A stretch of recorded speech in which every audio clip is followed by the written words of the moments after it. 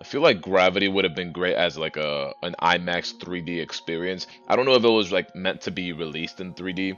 I'm pretty sure it was. Like the way the feel that I'm getting from the film, it looks like it would have been like a great 3D flick. So I'm just assuming it was meant to be like a 3D experience in theaters.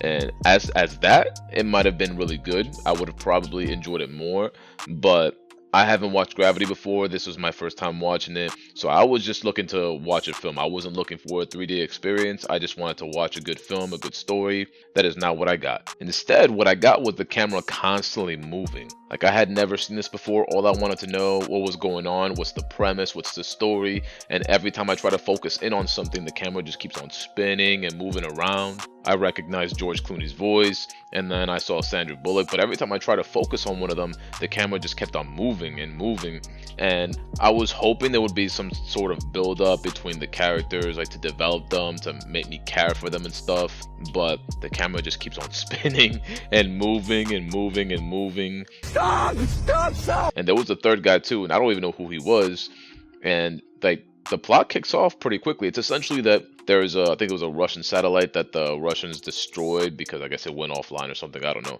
I can't remember if it was explained because I was so bored throughout the film. But it turned into shrapnel, and the shrapnel was headed towards like other satellites, which created even more shrapnel, which was then headed towards the characters of this film. And then from that point, it's just them trying to survive this event and trying to get back home, make it from one space station to another. So it's definitely a survival film. And someone told me that if I liked Interstellar, then I would definitely like this film. But Interstellar and Gravity are two completely different types of films. Yes, they are both survival films in a sense, but Interstellar is a very, very deep story. The movie isn't linear. There's a lot of things you have to piece together. The way it builds tension and the way it makes you kind of care and be on the edge of your seat because you don't know what's going to happen and you really want them to survive and make it. This movie does not do that. It's very bland and uninteresting and boring. And the characters, like, why should I care about the characters? Like, you show them for like all of 2 seconds. I don't even know who you are.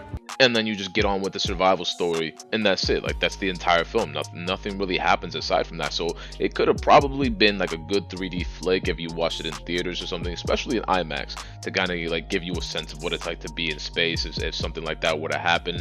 Because some of the scenes are shot like in first person, and then the ones that aren't shot in first person, like the camera's constantly revolving, so that you kind of get a sense for the environment. So it looks really, really cool as far as that. If it was a 3D experience, it'd be amazing. But that is not what I was going for. Again, I just wanted to see a good film, and that is not what I got here. I'm honestly very glad that the film isn't that long, because I don't know if I could have stayed up for like a 2.5-hour film of Sandra Bullock just trying to survive and hitting machinery that she doesn't understand and yelling and talking to some Chinese guy. At least I think he was Chinese, like trying to soothe her to sleep so that she can kill herself or whatever.